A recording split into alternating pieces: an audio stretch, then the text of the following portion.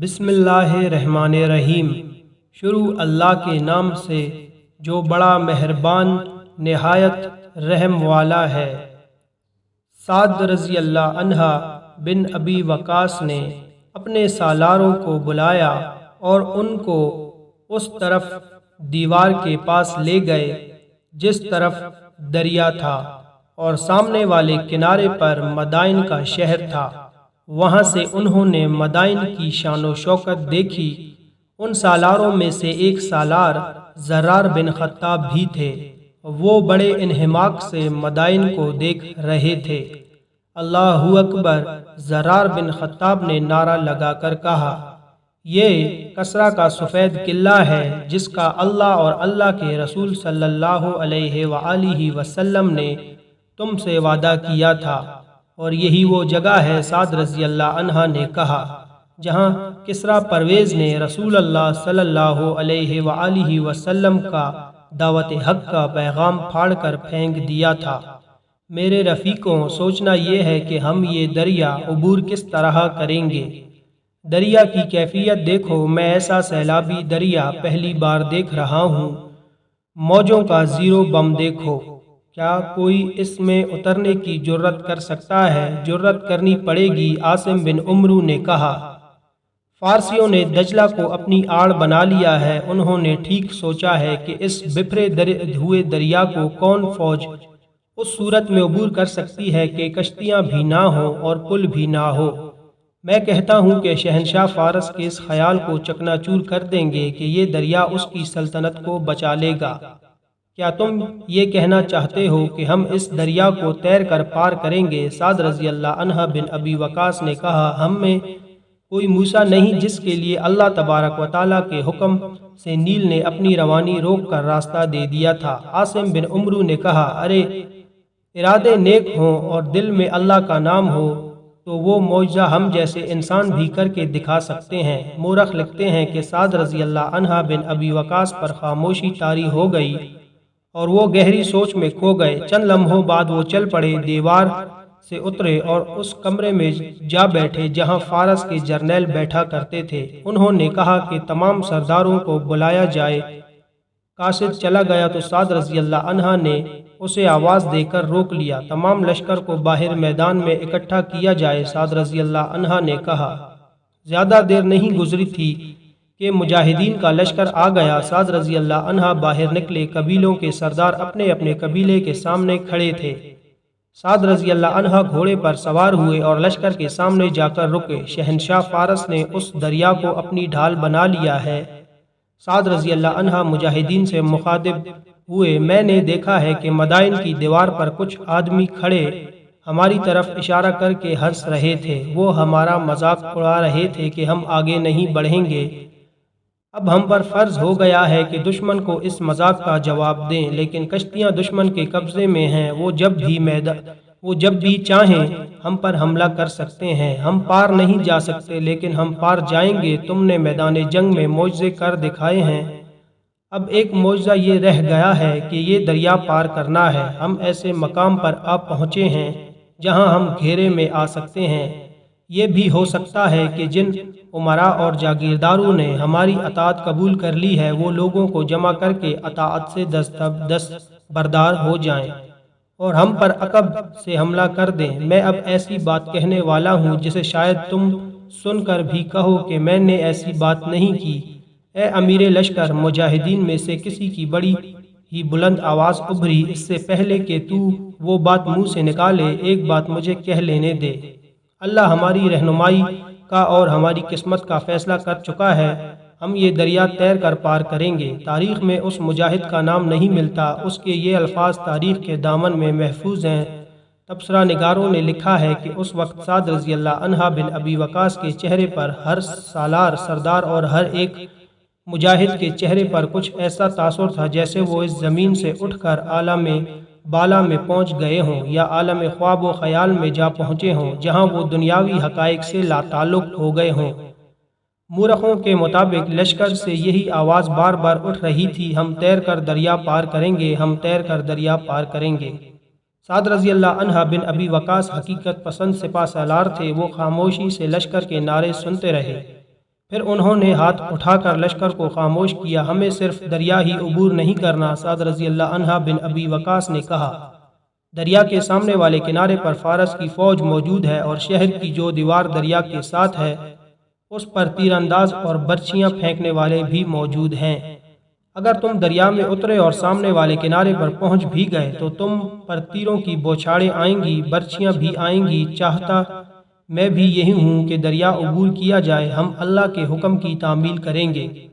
لشکر سے ایک شور اٹھا، ہم دریا پار کریں گے۔ سعد رضی اللہ عنہ بن ابی وقاص کا چہرہ جذبات کی شدت سے سرخ ہو گیا۔ انہوں نے ایک سرے سے دوسرے سرے تک اپنے لشکر کو دیکھا، اس ایثار اور شجاعت کا اجر اللہ تمہیں دے گا۔ سعد رضی اللہ عنہ بن ابی وقاص نے بڑی ہی بلند آواز سے کہا، اب میں تم سے پوچھتا ہوں، کون ہے وہ آدمی جو کچھ آدمی اپنے ساتھ لے کر دریا میں اتر جائے اور اگر وہ دریا پار کر لے تو اس دشمن کو روکے رکھے جو سامنے والے کنارے پر موجود ہے؟ تقریباً تمام مورخوں نے لکھا ہے کہ عاصم بن عمرو نے ہاتھ اوپر کیا اور گھوڑے کو ایڑ لگا کر لشکر کے سامنے آ گیا۔ میں گھوڑے پر سوار سب سے پہلے دریا میں اتروں گا، عاصم نے اعلان کیا۔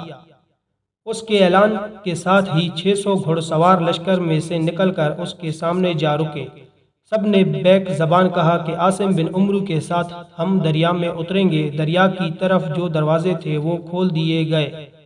سعد رضی اللہ عنہ کے اشارے پر عاصم بن عمرو ان 600 سواروں کو شہر سے باہر دریا کے کنارے لے گیا۔ تاریخوں میں ایک واقعہ یہ بھی ملتا ہے کہ دریا کے کنارے کھڑے ہو کر عاصم نے ان 600 سواروں سے خطاب کیا، میرے رفیقوں، اس نے کہا، دریا کی حالت دیکھ لو، ایسا نہ ہو کہ دریا کے وسط میں جا کر پچھتانے لگو کہ ہم نے یہ کیا کیا۔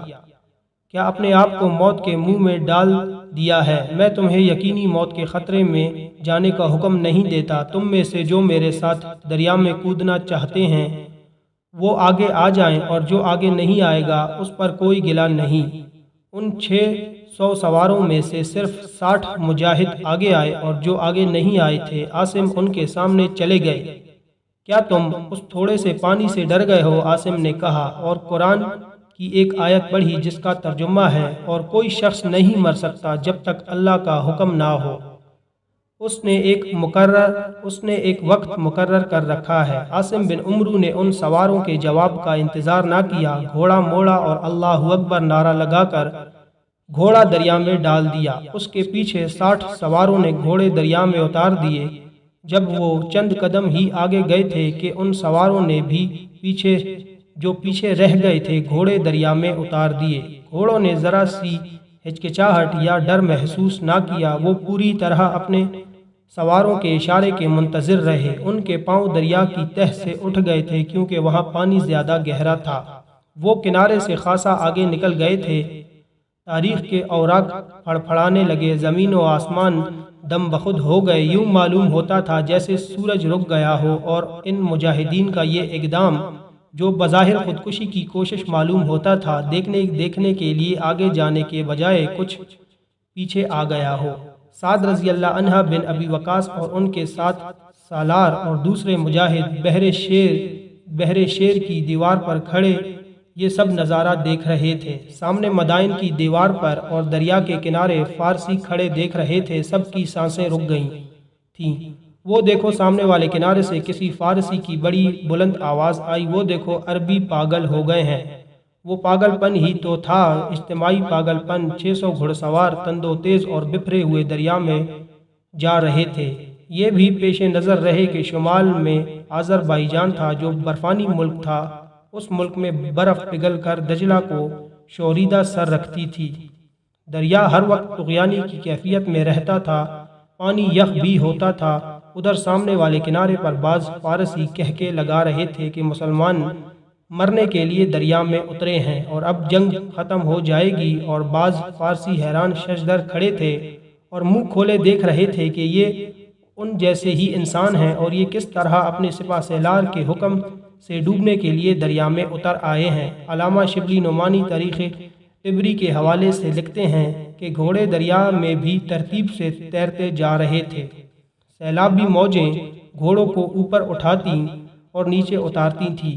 سوار بے خوف و خطر گھوڑوں پر بیٹھے، انہیں قابو میں رکھے ہوئے تھے۔ یوں لگتا تھا جیسے دریا انہیں بلا رہا ہلا دے رہا ہو، لیکن دیکھنے والوں کے لیے یہ اجتماعی خودکشی کا اقدام تھا۔ فارس کی فوج کا جو دستہ سامنے والے کنارے پر تیار کھڑا تھا، اس کے ساتھ ایک جرنیل تھا۔ مدائن کا دفاع اسی جرنیل کی ذمہ داری تھی۔ اس کا نام خرزاد تھا۔ تمام تاریخوں میں اس کا نام خرزاد ہی لکھا ہے۔ یہ نہیں بتایا جا سکتا کہ اس کا یہ نام کیوں رکھا گیا تھا۔ خرزاد کے معنی ہیں گدھے کا بچہ۔ وہ گدھے کا بچہ تھا یا نہیں، اس کا دماغ گدھوں جیسا معلوم ہوتا تھا، کیونکہ اس نے جب گھڑ سواروں کو جو دریا کے وسط میں پہنچ چکے تھے اور ابھی ڈوبا ایک بھی نہیں تھا، روکنے کا بڑا ہی احمقانہ حکم دیا۔ ان مجاہدین کو روکنے اور ڈبونے کا آسان طریقہ یہ تھا کہ کنارے سے ان پر تیروں کا میں برسا دیا جاتا، لیکن اس نے اپنا ہی طریقہ اختیار کیا۔ آفتاب کے بیٹوں، خرزاد نے اپنے دستے کو حکم دیا، عربی یہ نہ کہیں کہ اجمی بزدل ہیں، تم بھی گھوڑے دریا میں ڈال دو اور ان عربوں کو دریا میں کاٹ کر ڈبو دو۔ سینکڑوں فارسی گھڑ سواروں نے گھوڑے دریا میں ڈال دیے اور تلواریں اور برچیاں ٹھان لیں۔ اب سیلابی دریا میں مار کا لڑا جانا تھا، لیکن مسلمانوں کے سپہ سالار عاصم بن عمرو نے اپنا دماغ حاضر رکھا۔ عاصم صرف بہادر اور دلیر ہی نہیں تھا، ان میں جنگی فہم و فراست کی بھی کمی نہیں تھی۔ تیر اندازوں، عاصم نے اپنے تیر اندازوں سواروں کو حکم دیا، انہیں تیروں سے روکو، تیر ان کے گھوڑوں کی آنکھوں میں لگیں۔ یہ افسانہ یا من گھڑت قصہ نہیں، یہ واقعہ اس تاریخ کے دامن میں بھی محفوظ ہے جو یورپی مورخوں نے لکھی ہے۔ حالانکہ اس تاریخ میں تعصب بھی پایا جاتا ہے۔ تاریخ گواہ ہے کہ دجلہ کی غسیلی موجیں مجاہدین کے گھوڑوں کو اٹھا اٹھا کر پٹخ رہی تھیں اور سوار اپنے آپ کو بڑی مشکل سے سنبھال رہے تھے، اس حالت میں کہ مجاہدین اپنے آپ کو اور گھوڑوں کو قابو میں رکھنے کی سرتوڑ کوشش کر رہے تھے۔ کمانوں میں تیر ڈال کر فارسی سواروں کے گھوڑوں کی آنکھوں کا نشانہ بھی لے رہے تھے۔ کئی ایک تیر فارسیوں کے گھوڑوں کی آنکھوں میں اتر گئے اور باقی خطا کیے یا فارسی سواروں کے جسموں میں اتر گئے۔ فاصلہ زیادہ نہیں تھا، اس لیے تیر اندازوں کے تیر گھوڑوں کو لگتے یا سواروں کے جسموں میں دور تک اتر جاتے تھے۔ فارسیوں کے گھوڑے تیرنا بھول گئے، انہوں نے اپنے آپ کو دریا کے حوالے کر دیا۔ سوار تیر کھا کھا کر دریا برد ہونے لگے۔ خرزاد کا دفاعی اقدام بری طرح تباہ ہوا۔ مجاہدین کے گھوڑے دجلہ کو چیرتے، موجوں کے قہر و عتاب کو روندتے آگے ہی آگے بڑھتے گئے۔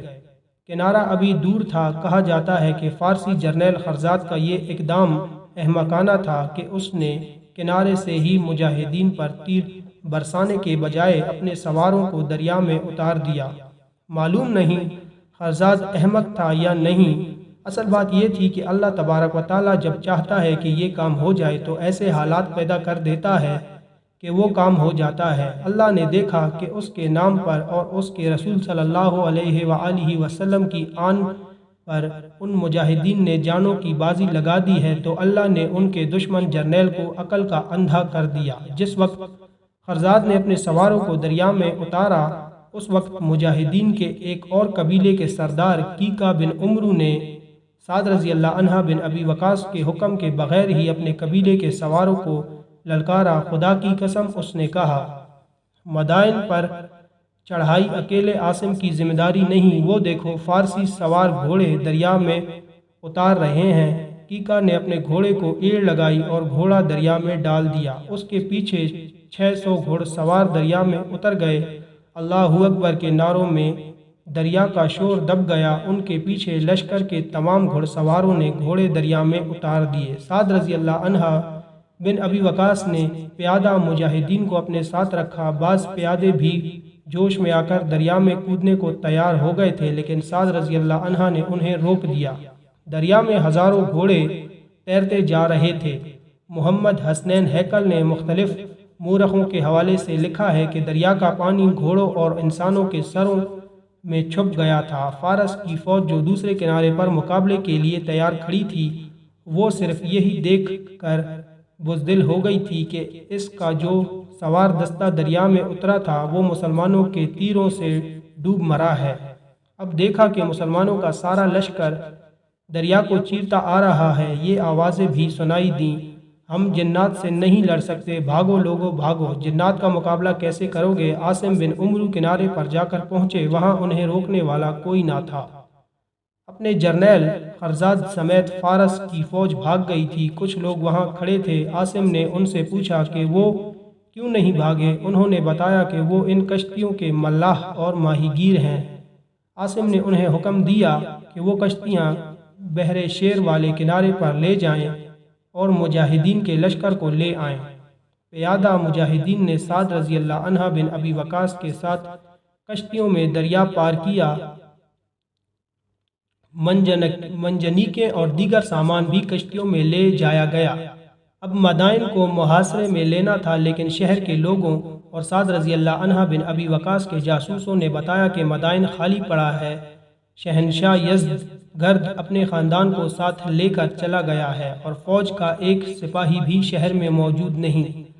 سعد رضی اللہ عنہ بن ابی وقاص شہر میں داخل ہوئے تو اتنے خوبصورت اور اتنے امیر شہر پر ہو کا عالم طاری تھا۔ حضرت سعد رضی اللہ عنہ بن ابی وقاص رک گئے اور ہر سو دیکھا، پھر انہوں نے بلند آواز سے قرآن کی یہ آیت پڑھی۔ آیت کا مفہوم ہے وہ بہت سے باغ، چشمے، کھیت، پاکیزہ مقام اور نعمتیں چھوڑ گئے جن میں وہ عیش و عشرت کی زندگی بسر کرتے تھے، اور اس طرح ہم نے ایک دوسری قوم کو ان کا وارث بنایا، پس نہ ان پر آسمان رویا نہ زمین، اور نہ انہیں ڈھیل دی۔ دریا تیر کر پار کرنے میں صرف ایک مجاہد ڈوب کر شہید ہوا۔ تاریخوں میں صرف یہی لکھا ہے کہ وہ قبیلہ توئے کا مجاہد تھا، نام کسی نے بھی نہیں لکھا۔ عمرو بن علا کی روایت ہے کہ اسے تیر لگا تھا جو فارسیوں نے چلائے تھے۔ اس سے ظاہر ہوتا ہے کہ فارسیوں نے تھوڑی سی تیر اندازی بھی کی تھی۔ اللہ مجھ سمیت تمام مسلمانوں کو ایسا ہی ایمان اور جذبہ نصیب فرمائیں، آمین۔ ناظرین، ویڈیو آپ کو پسند آئی ہو تو ویڈیو کو لائک کر دیں اور ساتھ میں چینل کو بھی سبسکرائب کر دیں تاکہ ہر نئی آنے والی ویڈیو کا نوٹیفیکیشن سب سے پہلے آپ تک